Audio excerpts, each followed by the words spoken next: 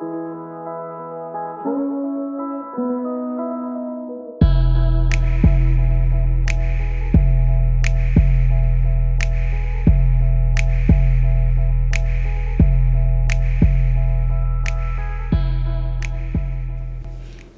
flow yoga is a type of yoga that I love and the type of yoga that I teach. It got me in the best shape of my life, and I've practiced from the beginning of both of my pregnancies to the very end. I wanted to keep practicing it during pregnancy because it's the best kind of yoga to give you a cardio burn, similar to running or cycling, but without the impact. Vinyasa is a flowing sequence of poses that we use as a transition from one pose to the next.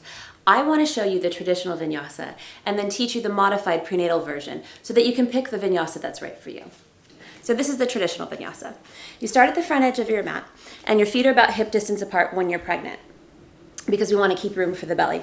As your belly grows, you might take the feet even wider apart. And then you're going to forward fold. And if the floor is too far away from you, you can always use a block. And inhale and look up and lengthen. We want to get length in the spine here because that low back is going to be taking a lot of weight.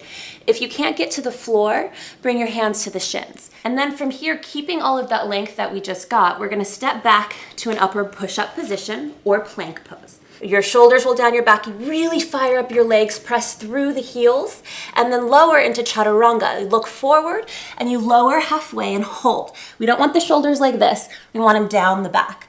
And then from there, you roll over the toes into up dog. Up dog's a back bend, shoulders are down the back, and your knees and your shins are off of the floor. And then you're gonna tuck the toes and press back to downward facing dog pose. Feet are about hip distance apart or wider, depending on what's comfortable for your belly while you're pregnant. Fingertips grip the mat and your shoulder blades wrap down your back, sending the hips back and trying to get a hamstring stretch. Now the heels don't have to touch the ground. They're just moving in that direction. It should feel good. So that's the traditional vinyasa. Now, I'm going to teach you the modified prenatal vinyasa. It takes out some of the stuff that it can be a little bit challenging or too vigorous. It makes it so that you can continue to practice all the way up to the day you're due. So for the modified, we're going to come to the front of the mat. And again, hands to shins if you need. Get the length in your spine first because it feels good. And then you step back to an upper push-up position on your knees. The reason this is great compared to the traditional is because it takes the work out of the core since we have, maybe 20, 30 extra pounds pulling us down here.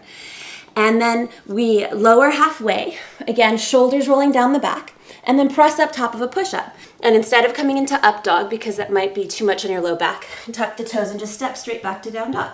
Now you can always take child's pose whenever you need as well. Knees wide apart, room for the belly, hips back, child's pose.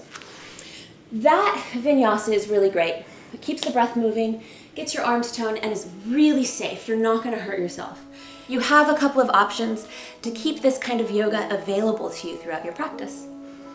Enjoy.